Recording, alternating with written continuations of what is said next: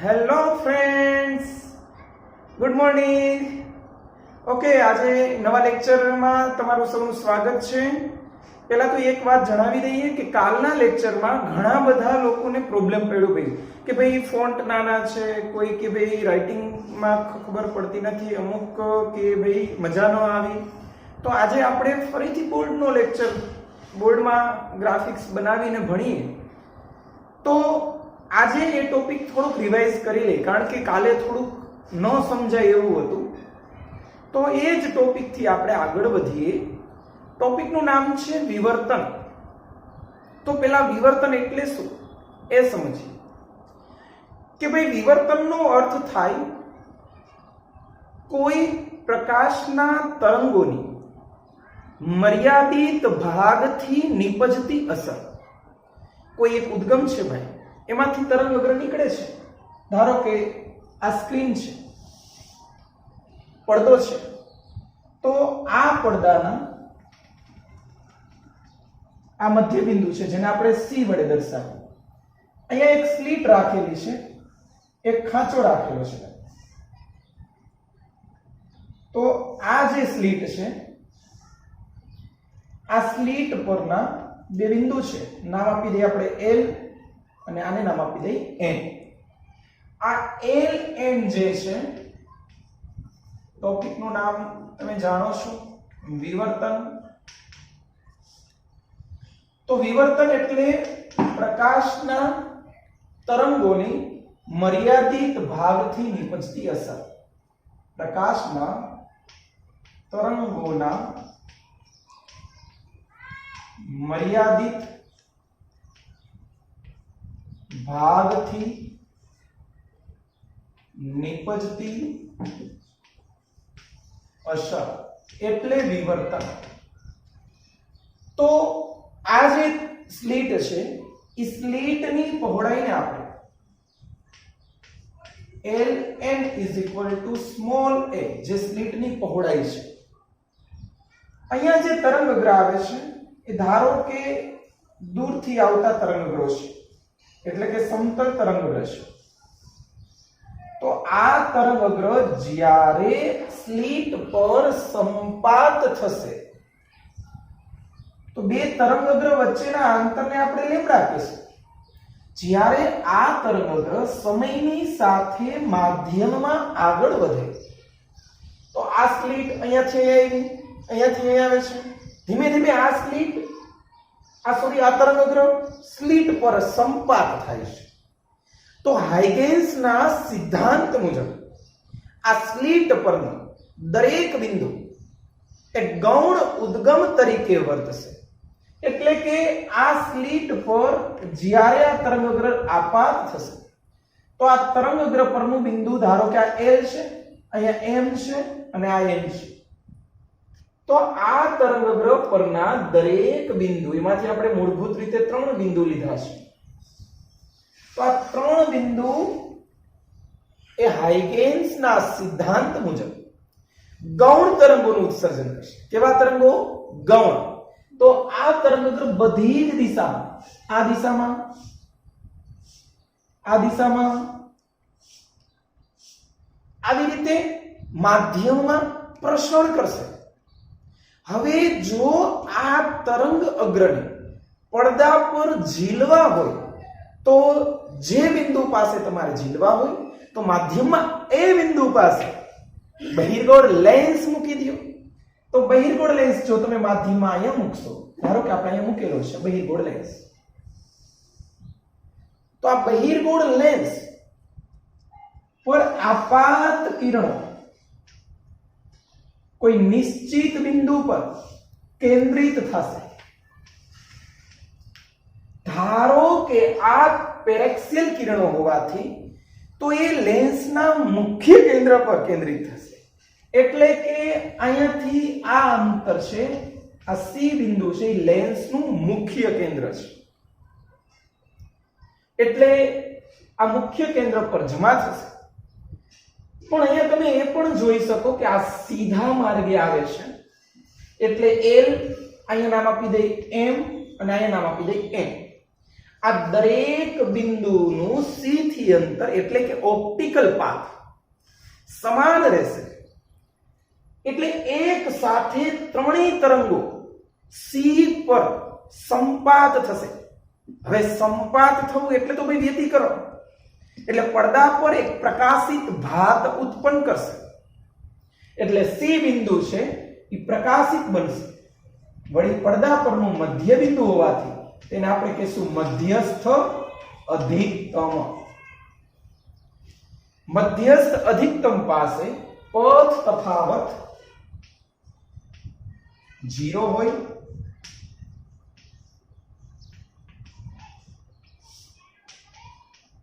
કડા તફાવત પણ 0 હોય અને સમય તફાવત પણ 0 હોય. તો આ રીતે પડદા પરના સી બિંદુ પાસે એક સાથે ભેગા થાય છે, એટલે કોઈ ટાઈમ ઇન્ટરવલ નહીં લે, કોઈ પાથ ડિફરન્સ નહીં લે, કોઈ ફેઝ ડિફરન્સ નહીં લે, એટલે સી બિંદુની તીવ્રતા સૌથી વધુ મળશે, પ્રકાશિત ભાગ ઉત્પન્ન થશે. મધ્ય બિંદુ એટલે નામ આપ્યું આપણે મધ્યસ્થ અધિકતમ. આ જ રીતે જોઈએ કે ભાઈ આ બિંદુ અહીંયા આવે છે, આ બિંદુ આના ઉપર આવે છે, આ બિંદુ આના ઉપર આવે છે, આ કેન્દ્રિત થઈને આ પી બિંદુ પર વ્યતિકરણ ભાત રચશે. હવે વ્યતિકરણ તો બે હોય ભાઈ, સહાયક અને વિનાશક. જો આપાત તરંગગ્રહ એકબીજાની અસર નાબૂદ કરતા હોય તો પરિણામી તીવ્રતા 0 બનશે. તો અહીંયા કંઈક જોઈએ કે ભાઈ આ L થી P, M થી P અને N થી P એ સમાન ન કહી શકાય, એટલે આપણે આના ઉપર એક લંબ દોરશું. હવે આ લંબ દોરવાથી આ લંબ પરના દરેક બિંદુનું P થી અંતર સમાન કહી શકાય. હવે આ જે ખૂણો છે એ ખૂણાને મેં થીટા લીધેલો છે. તો હવે P બિંદુની ચર્ચા કરીએ તો મધ્યસ્થ અધિકતમ ઉપર તમને તીવ્રતા 0 મળશે, જેને આપણે હવેથી કહીશું ન્યૂનતમ. એટલે હવે આપણે શરત મેળવીએ ન્યૂનતમના સ્થાન માટે. તો ન્યૂનતમ એટલે તીવ્રતા 0, મધ્યસ્થ અધિકતમ એટલે તીવ્રતા મેક્સિમમ હશે. આપણે બતાવી દઈએ અહીંયા શોર્ટમાં કે I મેક્સિમમ હશે, જ્યારે અહીંયા I 0 હશે. તો આ તીવ્રતા 0 ધરાવતું બિંદુ માટેને આપણે કહીશું ન્યૂનતમ. પહેલું છે એટલે કહીશું પ્રથમ ન્યૂનતમ. તો ન્યૂનતમ થવા માટે આપણે આ જે ત્રિકોણ બન્યો એને આપણે બાજુમાં બતાવી દઈએ કે ભાઈ આ રીતે ત્રિકોણ બને છે.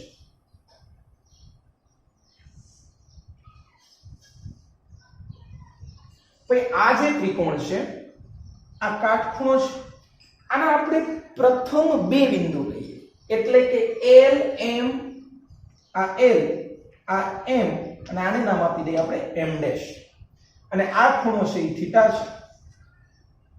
તો આ આખી સ્લીટની પહોળાઈ a હોય તો મેં એના બે સરખા ભાગ કરેલા છે, એટલે કે LM બરાબર MN is equal to a/2. આમાં ત્રિકોણમિતિ વાપરી કે sin θ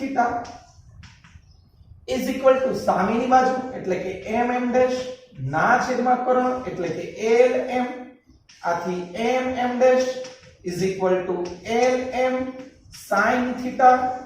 LM ના સ્થાને આપણે મૂકી દઈએ a/2 sin θ. તો આ મળ્યું તમને MM ડેશ.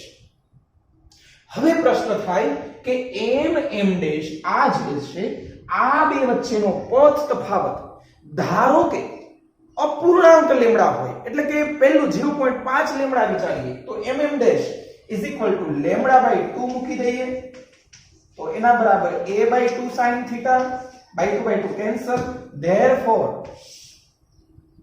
લેમ્ડા અથવા a sin θ is equal to lambda. તો આ તમને પ્રથમ ન્યૂનતમનો પથ તફાવતનું સૂત્ર મળ્યું ભાઈ. તો આવી રીતે દ્વિતીય હોય તો અહીંયા 2 આવશે, તૃતીય હોય તો 3 આવશે. આવી રીતે વ્યાપક રીતે n માં ન્યૂનતમ માટે નું સૂત્ર a sin θ is equal to n lambda બનશે. તો આ વાત થઈ ગઈ મધ્યસ્થ અધિકતમ અને ન્યૂનતમ માટેની શરત. એક વખત શાંતિથી રીડ કરી લ્યો, ત્યારબાદ આગળ વધીએ. હવે અધિકતમ માટેની શરત વિચારશું. ઓકે, શાંતિથી જોઈ લઈએ. હવે આપણે અધિકતમના સ્થાન માટેનું સૂત્ર મેળવીએ કે ભાઈ અધિકતમ એટલે કે જે બિંદુ પાસે તીવ્રતા વધુ હોય. હું અહીંયા મહત્તમ નથી બોલતો, યાદ રાખજો, તીવ્રતા વધુ હોય એટલે કે તીવ્રતા શૂન્ય સિવાયનું કંઈક હોય, કંઈક ચોક્કસ તીવ્રતા મળે. તો એવું એક બિંદુ આપણે વિચારીએ, P2 બિંદુ છે પડદા પર, જ્યાં તીવ્રતા 0 નથી, પણ આ તીવ્રતા એ મધ્યસ્થ અધિકતમ કરતા તો ઓછી હશે. વિવર્તન અને વ્યતિકરણ વચ્ચે આ ડિફરન્સ છે કે વ્યતિકરણમાં દરેક પ્રકાશિત શલાકાની તીવ્રતા સમાન મળે, જ્યારે વિવર્તનમાં મધ્યસ્થ અધિકતમની તીવ્રતા સૌથી વધુ મળે, ત્યારબાદ ક્રમશઃ તીવ્રતા ઘટતી જાય, ક્રમ સાથે તીવ્રતા ઘટે. જે મેં તમને વોટ્સઅપમાં PDF મોકલેલી છે એ વ્યવસ્થિત રીડ કરજો, એમાં બધા જ મુદ્દા લખેલા છે. અહીંયા હું તમને માત્ર ઓવરવ્યુ સમજાવું છું. મેં PDF મોકલી છે, એમાં વ્યવસ્થિત રીડ કરજો, બધું લખેલું છે. આ બંને ટોપિક ખૂબ જ ઇમ્પોર્ટન્ટ છે ભાઈ, અને બંને મિક્સઅપ ન થઈ જાય એનું ખાસ ધ્યાન રાખવું.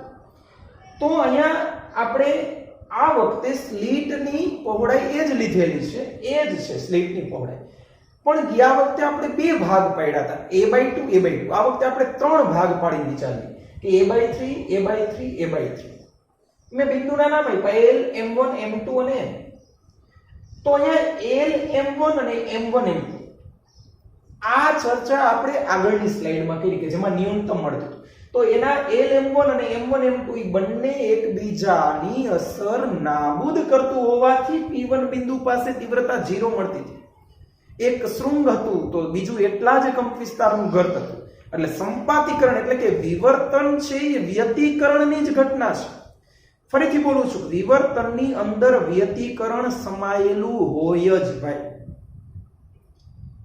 તો અહીંયા જે L M1 છે એ અંતર a/3, એવી રીતે M1 M2 a/3 M2n a/3 અહીં લખેલું છે. એવી જ રીતે હવે M1 M1 ડેશ આ જે છે 1 λ/2, આ 2 λ/2, આ 3 λ/2, આવી રીતે મેં ત્રણ ભાગ પાડ્યા એટલે 3 λ/2 છે. તો હવે હું અહીંયા તમને જે ત્રિકોણ બનાવવાની વાત કરું છું એ આ નાનો ત્રિકોણ વિચારીએ. L M1 M1 dash, L M1 અને M1 ડેશ આ ત્રિકોણ વિચારીએ. આ કાટખૂણો છે. તો sin થીટા ત્રિકોણ L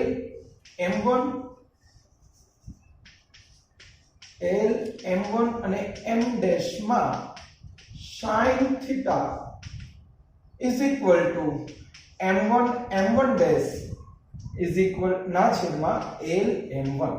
તો L M1 આપણે M1 M1 dash ને કરતા બનાવીએ તો L M1 into sin theta L M1 a/3 છે into sin theta. તો પ્રશ્ન આ હતો કે ભાઈ હવે હું ધારો કે આખો ત્રિકોણ વિચાર, ત્રિકોણ LNQ, તો શું બને? તો હવે ત્રિકોણ LNQ માં sin થીટા ત્રિકોણ LNQ એટલે સામેની બાજુ NQ બનશે, ના છેદમાં કર્ણ એટલે LN એટલે A છે. તો A sin theta is equal to NQ. NQ is equal to 3 λ/2. તો આ સૂત્ર મળ્યું. આખો ત્રિકોણ વિચારી LNQ તો તમને 3 λ/2 મળ્યું. એટલે કે આ શરત થઈ પ્રથમ ન્યૂનતમ માટે. જો પ્રથમ ન્યૂનતમ હોય તો 3 λ/2 મળે. આવી રીતે દ્વિતીય ન્યૂનતમ હોય તો 5 λ/2 મળે. તૃતીય ન્યૂનતમ હોય તો 7 λ/2.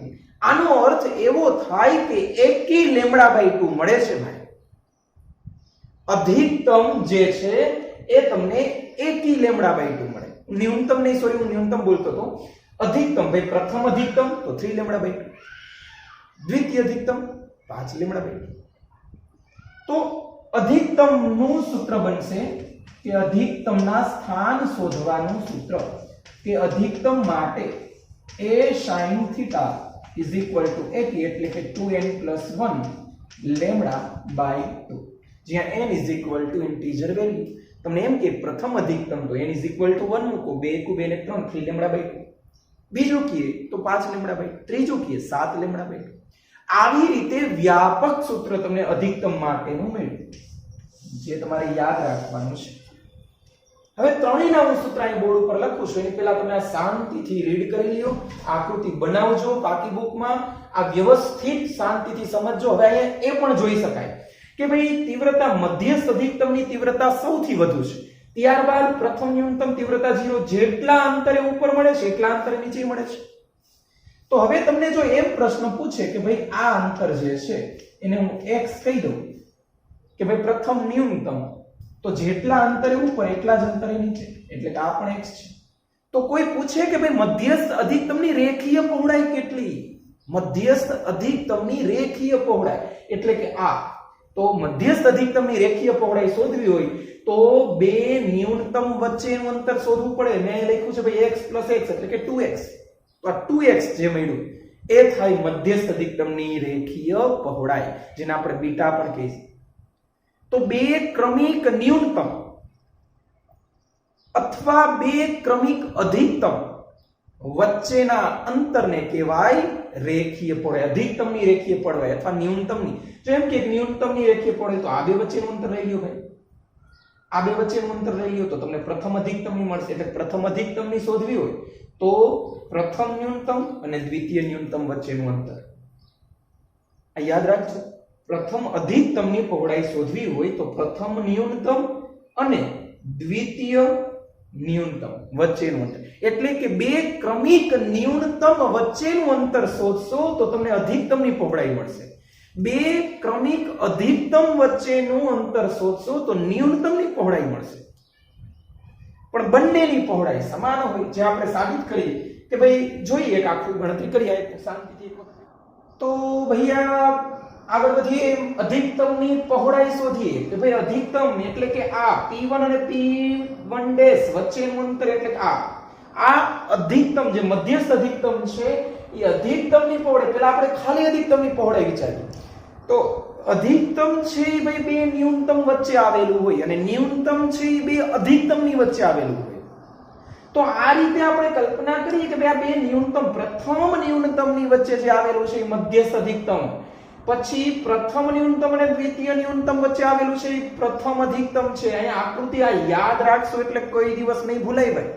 તો આકૃતિ યાદ રાખો ભાઈ કે વિવર્તનમાં તીવ્રતા ક્રમશઃ ઘટતી જાય, જ્યારે વ્યતિકરણમાં પ્રકાશિત હોય એની તીવ્રતા બધે સરખી હોય. તો આવી રીતે બે ક્રમિક ન્યૂનતમ વચ્ચેના અંતરને આપણે અધિકતમની પહોળાઈ કહેશું.